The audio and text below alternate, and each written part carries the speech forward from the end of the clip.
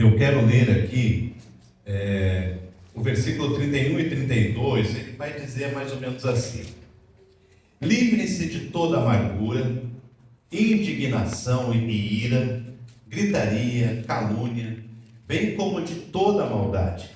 Sejam bondosos, sejam compassivos uns com os outros, perdoando-se mutuamente, assim como Deus nos perdoou em Cristo. Que texto bonito, né? Vou ler de novo.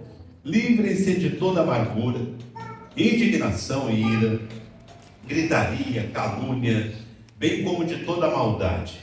Sejam bondosos e compassivos uns com os outros, perdoando-vos mutuamente, assim como Deus os perdoou em Cristo. Quando nós abrimos a Bíblia para falar sobre família, e nós estamos no mês da família, nós precisamos, antes de qualquer coisa, alinhar as nossas expectativas com a verdade da Bíblia. Porque em nenhum momento da palavra de Deus, ele descreve que a família é um ambiente perfeito. Você já parou para pensar nisso? Você acha que a sua família é um ambiente perfeito? Ela tem que ser, nós trabalhamos para isso. Mas a Bíblia, ela não romantiza isso. Pelo contrário, ela apresenta famílias reais. Você vai ver isso em toda a extensão da Bíblia. Famílias reais, que são formadas por pessoas reais, com limites, com falhas, com pecados. Desde o conflito entre os irmãos lá em Gênesis, né? A gente vai ver os desafios da família. E no Novo Testamento a gente vê que a convivência humana, ela sempre foi marcada por tensões. Por quê? Porque nós somos pessoas diferentes. Nós somos. Eu sou extremamente diferente da minha esposa é extremamente diferente de mim. E isso é importante a gente lembrar, porque muitas famílias sofrem não apenas pelas feridas que cada um carrega, mas pela culpa, às vezes, de acharem que estão vivendo algo que não deve acontecer dentro da sua casa. Aí nós vamos nos cobrando, nós vamos sofrendo com isso, porque nós achamos que a nossa vida precisa ser perfeita. Então, quando eu vejo aqui essa carta que Paulo escreve para os Efésios, ela foi escrita para uma igreja que vivia um contexto complexo aqui. Porque Éfeso, era uma cidade marcada por idolatria. Lá eles tinham uma pressão cultural, as relações sociais que eram muito duras, era um povo muito duro. Então, quando Paulo escreve essa carta, ele não vai falar apenas de doutrina, mas Paulo vai falar de vida prática. Ele começa a falar sobre isso. Ele não vai falar somente sobre as doutrinas bíblicas, mas ele vai falar sobre a prática do dia a dia, relacionamento, marido, mulher, filhos, pais. Ele começa a falar sobre isso. E ele começa a mostrar como que o Evangelho, ele transforma relacionamentos comuns. Como que ele transforma o jeito de falar, o jeito de reagir, o jeito de tratar um ao outro. Ele começa a falar sobre essas coisas. E no capítulo 4, ele chama os cristãos aqui para viverem de acordo, agora não mais com perfeição, mas que a gente pensa às vezes, mas ele vai chamar os cristãos aqui para viver de acordo com um comportamento que manifesta a nova aliança que nós temos agora em Cristo. Então agora nós temos uma nova identidade, e não apenas uma mudança de comportamento, mas uma mudança de coração. Porque Paulo está dizendo aqui que nós não somos perfeitos, as nossas famílias não são perfeitas, os nossos relacionamentos não são. E quando ele fala sobre amargura, sobre ira, sobre gritaria, sobre maldade, sobre essas coisas todas, ele está tratando de atitudes que surgem exatamente nos relacionamentos mais próximos. Eu acho que você já deve ter percebido que nós somos muito diferentes com aqueles que nós somos íntimos do que com aqueles que nós não somos íntimos. Porque é natural que quando estamos dentro da nossa casa, nós estamos à vontade. E Paulo está falando sobre isso aqui, porque são reações comuns quando a convivência se torna pesada às vezes. Alguém já disse que a intimidade ela não é tão boa assim, né? Porque quando nós somos íntimos, nós somos abertos, nós somos diretos. E Paulo está falando isso aqui. Ele está falando que isso aqui se aplica de forma muito direta à nossa família, porque é dentro de casa que as palavras elas ganham mais peso. É dentro de casa que as feridas elas são mais profundas e que o silêncio às vezes machuca mais que o grito. Então é dentro de casa que esses relacionamentos conflitivos acontecem. E Paulo ele começa então a falar sobre isso aqui. E ele vai nos ensinar algumas coisas que eu quero aprender com os irmãos nessa manhã. Primeira coisa está no versículo 31, que ele fala assim, ó: livre-se de toda amargura, toda indignação e ira, gritaria e calúnia, bem como de toda maldade. Ele está falando aqui que quando a dor ela fala mais alta no coração, essas às vezes são as nossas reações. Quem nunca ficou com raiva aqui? Tem alguém que nunca ficou com raiva aqui? Tem alguma... Porque quando um casal fala assim para mim, nós estamos casados há, 20 anos e nós nunca brigamos, nós nunca discutimos, eu já vejo que tem coisa errada nesse negócio. É porque o casal está há 20 anos e eles nunca tiveram uma discussão, nunca tiveram uma diferença de opinião dentro de casa, tem coisa errada. É claro que ter uma discussão não significa viver discutindo o tempo todo, né? Porque nós somos diferentes. Eu penso diferente da minha esposa, ela pensa diferente de mim. Tem coisas que me irritam profundamente, que para minha esposa é bobagem. Tem coisas que irritam ela profundamente, que eu fico falando, como é que pode um ser humano ficar irritado desse jeito por coisa disso? Nós somos diferentes. E Paulo ele começa esse trecho aqui de forma muito honesta, de forma muito pastoral, porque ele não ignora que nós temos emoções. Não é porque a Bíblia fala assim que sentir raiva é pecado. A Bíblia fala assim, irai-vos, mas não pequeis. Quando a Bíblia fala irai-vos, mas não pequeis, ele está querendo dizer para nós que sentir uma ira de vez em quando é pecado, né? Irai-vos, mas não pequeis. O que a gente não pode viver irado. E Paulo está tratando isso aqui, porque ele não ignora essa realidade que nós temos reações humanas, e ele nem finge, ele não vai nem fingir aqui que conflitos não existem.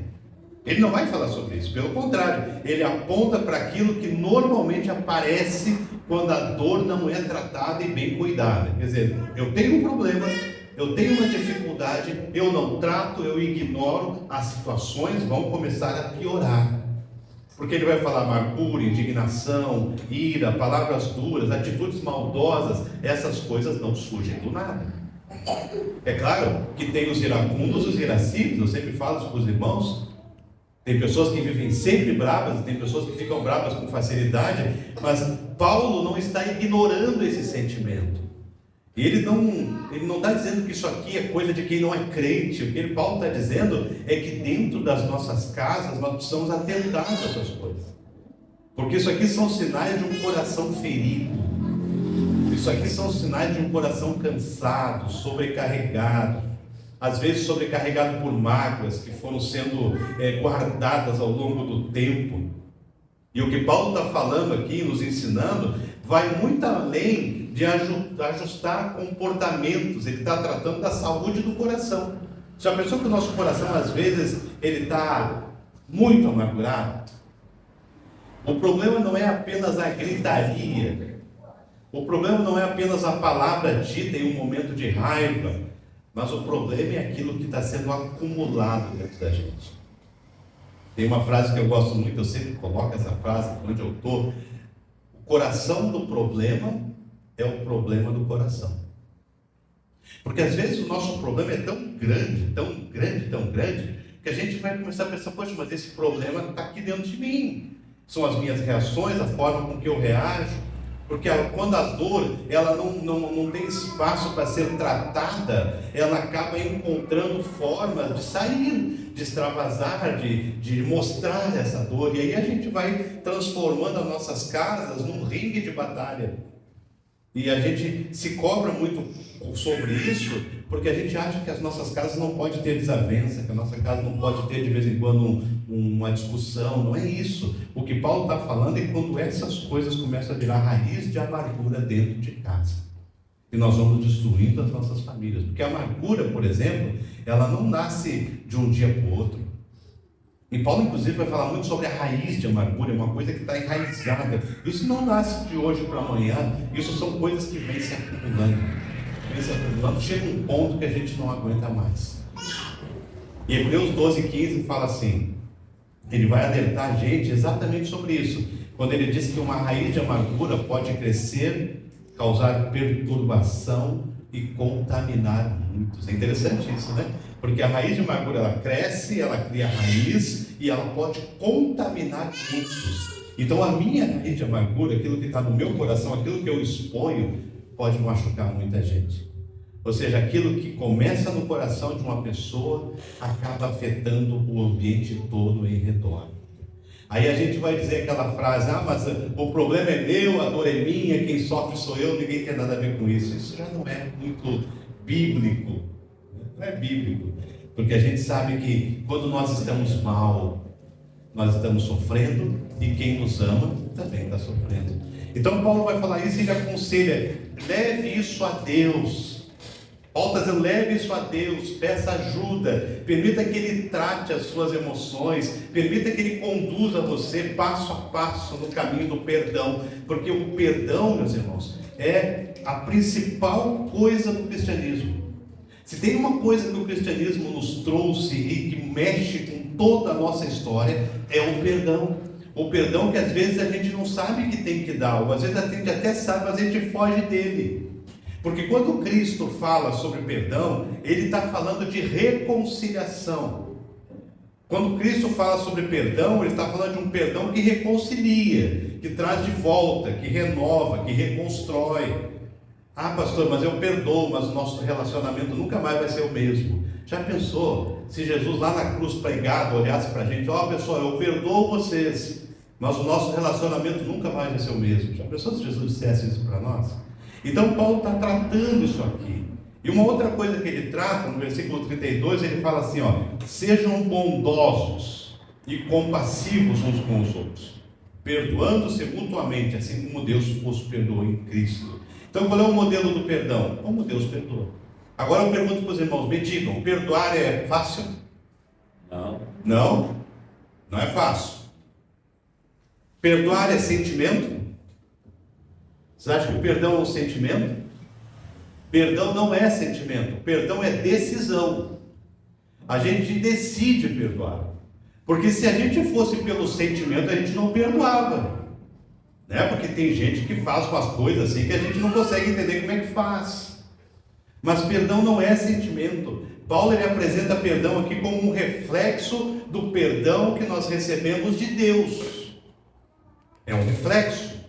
Porque se você vai olhar essa expressão perdoai-vos, o tempo no português que está aqui é no imperativo. Então perdoai-vos, isso aqui não é assim, se vocês quiserem se perdoar, se perdoem, eu aconselho que vocês se perdoem, quem sabe vocês pensam no perdão. Ele está dizendo no imperativo, perdoai-vos. Isso significa que isso aqui não é decisão, não é sentimento, não é, isso aqui é uma decisão. Pastor, quando eu sentir no coração eu vou perdoar. Não vai sentir.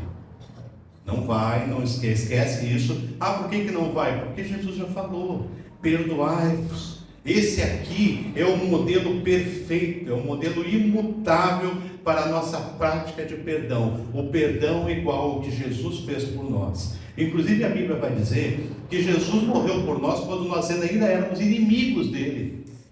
Percebe? Ele morreu por nós. O perdão não é, o perdão de Deus é a base para o fundamento daquilo que a gente tem que fazer. Não é emoção, não é sentimento de, se Deus não tocar no meu coração, não, Deus não vai tocar. Sabe por quê, irmãos? Que a palavra que é usada aqui para perdoar, em Efésios 4:32, é uma palavra que significa literalmente dar de graça. Entende isso? Perdão, biblicamente, numa tradução bem literal, é dar de graça. Quer dizer, você tem, você dá. Isso aqui vai lembrar que o perdão que Deus nos concede, não é baseado no nosso merecimento. Porque se nós ficássemos aqui agora, Deus vai nos perdoar porque a gente merece. Nós não merecemos. E essa aqui é uma expressão que todos nós conhecemos. Isso aqui é graça. Isso aqui é graça. Em Romanos 5,8 a gente vê isso quando ele fala: Deus demonstra o seu amor por nós pelo fato de Cristo ter morrido por nós, sendo nós ainda pecadores. Então ele está lançando isso aqui para nós. Dentro das nossas casas a gente precisa exercer o perdão o tempo todo. O tempo todo. O perdão de Deus, ele não é condicionado ao arrependimento imediato. O perdão de Deus não é condicionado à mudança de comportamento. O perdão de Deus é graça. É por isso que quando a gente celebra a ceia do Senhor, eu sempre costumo dizer que esse momento da ceia é um momento que não se sustenta pelos meus méritos. Não é se eu sou bom, se eu sou ruim. Eu posso participar da ceia se eu sou bom. Essa semana eu não pequei, então eu posso participar da ceia. Isso aqui não é mérito. A ceia do Senhor, ela se sustenta pelos méritos de Jesus. Porque se fosse pelos meus, eu não podia ter participado da ceia nenhuma vez na minha vida. Nem desde que eu me converti, me batizei, nunca poderia, porque nós somos pecadores. Nós pecamos. Talvez aqui entre nós tenha pessoas que estão pecando no pensamento. Nós pecamos o tempo todo. E a base para o perdão que Paulo está falando aqui é a reconciliação. Mas eu perdoo, mas ela lá e eu aqui. Eu perdoo, mas não quero mais convivência. Isso não é cristão. Porque o perdão de Cristo aqui não é apenas o ato de apagar as nossas transgressões, mas é de restaurar o relacionamento quebrado. Foi isso que Jesus fez na cruz. Nós estávamos com o relacionamento quebrado com Ele. Nós estávamos com o relacionamento quebrado com Deus. Ele vai lá e morre na cruz e fala assim: agora vocês venham, porque agora nós estamos restaurando. 2 Coríntios 5,18 fala assim: tudo isso provém de Deus, que nos reconciliou consigo mesmo por meio de Cristo e nos deu o ministério da reconciliação. Isso aqui é Bíblia. Isso significa que quando nós perdoamos, nós estamos não apenas removendo uma dívida, mas nós estamos restaurando uma relação. Isso aqui serve para a nossa família, isso aqui serve para os nossos relacionamentos profissionais, fraternais, sejam quais forem. O perdão de Deus é sempre um convite à reconciliação. Sabe? A gente precisa entender isso, porque o nosso perdão, ele precisa refletir a natureza de Deus. Nenhuma família consegue se sustentar sem o perdão. Nenhuma família. Porque se a gente não tiver o perdão dentro de casa, o motivo para estar com o outro, para estar com os filhos, para estar com os pais, nós não tivermos o perdão como base, como decisão na nossa vida, nós vamos nos afastar o tempo todo. Então nós não devemos perdoar com base no merecimento, nem no arrependimento imediato. Tem uma frase que fala assim, que a gente perdoa não porque o outro merece, mas porque nós precisamos ter paz. Às vezes a gente carrega um pouco.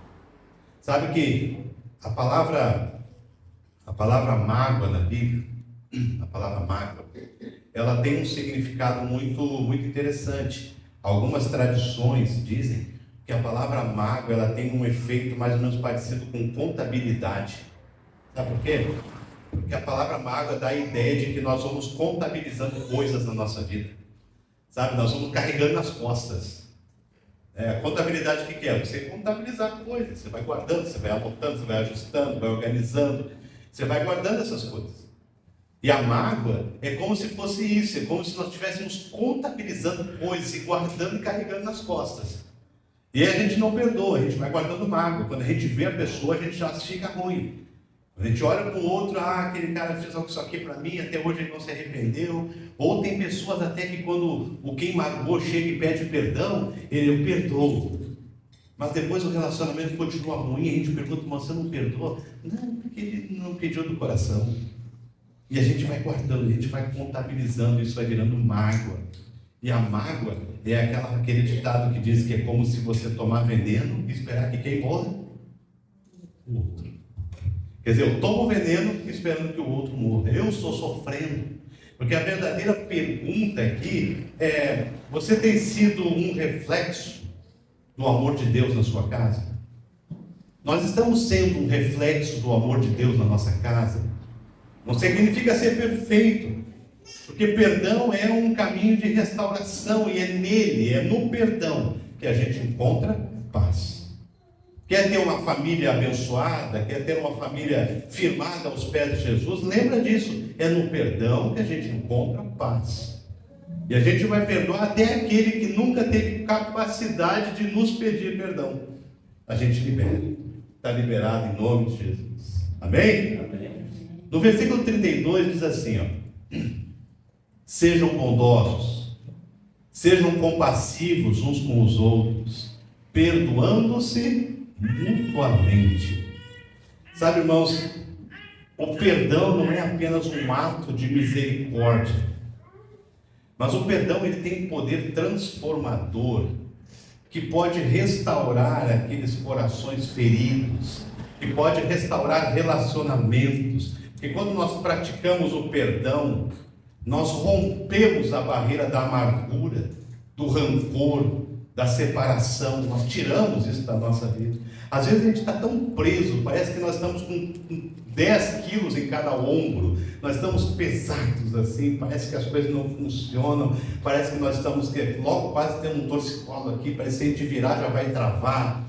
Os nossos ombros estão duros, nós estamos cansados, nós estamos estressados, e a gente não sabe porquê. E daí Deus vem mostrando para nós: você está todo quebrado, os teus relacionamentos estão quebrados, você está sentindo ódio de pessoas, você está com um relacionamento quebrado dentro da família, com os teus amigos. Sabe, irmãos, o perdão, ele cria um ambiente onde a reconciliação, ela tem o poder de mexer na tua própria saúde. Porque a Bíblia diz que o coração alegre causa o quê? Aformoseia o rosto. Quer dizer, quando a gente está feliz, a gente está bonito, né? Alguns nem tanto, né? Mas a maioria fica bonito quando está feliz, né? A maioria, quando você está feliz, você sorri, você irradia a luz de Deus. Mas quando nós estamos macambuzos, quando nós estamos tristes, quando nós estamos com mágoa, com ressentimento, o nosso coração fica apertado, e isso já vem logo na nossa fisionomia. Já cria ruguinha na testa, a gente já não está muito bem para a conversa, a gente não está muito bem, por quê? Porque nós estamos carregando cargas, nós estamos carregando coisas ruins na vida. A palavra no original para bondoso, para bondosos, ela significa ser bom de coração. Alguém que tem um espírito de gentileza, de generosidade. Alguém que está com a cabeça cheia de mágoa pode ser generoso. Alguém que está com a cabeça cheia de rancor, cheia de coisa que guardou, que machucou, ela consegue aformosar o rosto, ela consegue rir. Não, ela vai ser aquela pessoa que vai ficar sentada num canto fechado, não se relaciona, ela não consegue andar com as pessoas. E Paulo, ele nos chama aqui para sermos bondosos, não apenas com palavras, mas com ações, com os outros, especialmente quando as coisas não estão tão bem. O perdão causa isso. A família que não tem o perdão como base é a família que não vive a felicidade, que não vive o amor de Deus. Sabe, esse termo aqui, ele reflete Jesus quando ele se compadecia das multidões. Porque o que Jesus fez? Jesus estava pregado na cruz, né? E se você já viu o relato, tem um relato que corre pela internet às vezes, que fala como que Jesus morreu. Jesus, ele não morreu por sangramento, ele não morreu porque ele ficou com hemorragia, nada disso. Jesus morreu de asfixia. Porque ele dobrando, o pulmão começou a comprimir, ele não conseguia respirar, mas ele tinha pregos nos pés que atingiam terminações nervosas, e a dor era insuportável. Para ele respirar, ele tinha que firmar o peso do seu corpo nos pés, que tinha um prego enorme, para levantar o corpo para poder respirar. E a dor era dilacerante aqui. Mas em alguns momentos, pouco antes da morte, Jesus, ele firma os pés naqueles pregos enormes, e ele consegue deixar o corpo reto com toda a dor que ele estava sentindo para dizer só uma frase: Pai, perdoa-lhes, porque eles não sabem o que estão fazendo. Quer dizer, ele enfrenta uma dor dilacerante só para mostrar para nós que, mesmo que doa, perdoa. Às vezes dói. Mesmo que doa, perdoa. Porque o perdão não é uma obrigação. O perdão é uma resposta à compaixão de Deus para conosco. Eu respondo ao Senhor assim: Senhor, assim como o Senhor me perdoou. É interessante porque a oração do Pai Nosso, quando ele fala assim, perdoai as nossas dívidas. Bonita essa frase, né? É bonito. Se ele está orando para Deus, ele fala: Senhor, perdoa as minhas dívidas, ou perdoa os meus pecados. Estaria excelente se a frase terminasse aqui. Mas o problema é que a frase não termina aqui. Ele vai dizer: Senhor, perdoa as nossas dívidas, assim como nós perdoamos a quem nos tem ofendido. É aí que pega. Porque ele perdoar como nós perdoamos. A frase, no sentido correto, ela seria assim: Senhor, assim como eu perdoo, me perdoa também? Só que isso pega, porque às vezes a gente pede o perdão de Deus, mas a gente não perdoa. Irmãos, eu acho o cúmulo, realmente o cúmulo, o cristão dizer que tem inimigos. Eu acho um absurdo isso, eu acho horrível, horrível. Tem até música, né? Que tem uma música que eu não sei o nome da cantora, que fala assim, que um dia eu vou estar no palco e os meus inimigos vão ver a minha vitória. Lembra dessa música? Alguém lembra? Um dia você vai me ver no palco e os meus inimigos vão estar lá olhando e vendo a minha vitória. Que coisa mais anticristã esse negócio. É a música da vingança. Hoje você me humilha, mas um dia eu vou estar lá no palco e você está sentado lá, você vai me ouvir, vai ver a minha vitória, vai ver meu triunfo. Que coisa mais ruim isso. Porque o cristão não tem inimigo. Nós não podemos ter inimigos, por quê? Porque a Bíblia diz que quem está agindo contra nós não é o ser humano, é coisa do diabo. O nosso inimigo é o diabo. Eu não confio nele, eu não gosto dele, ele não gosta de mim. Mas eu não posso querer ter esse sentimento pelas pessoas que Deus criou. Porque às vezes a pessoa tem um comportamento que, se você vai olhar, ele está deixando se levar pelo inimigo. O que a gente faz? A gente ora. A gente ora. Onde há ressentimento e separação, o perdão oferece para nós a chave para resolver isso. É a restauração da paz. Restauração da paz.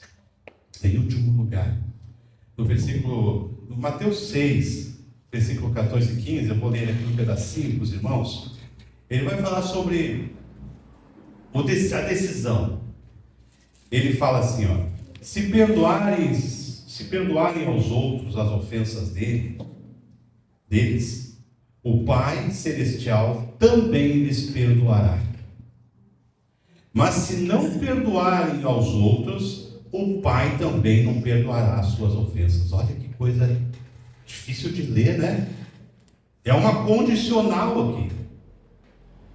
É uma condicional. Se você perdoar, Deus vai te perdoar. Se você não perdoar, Deus também não vai te perdoar. Porque o perdão é um desafio, porque ele vai contra a nossa natureza.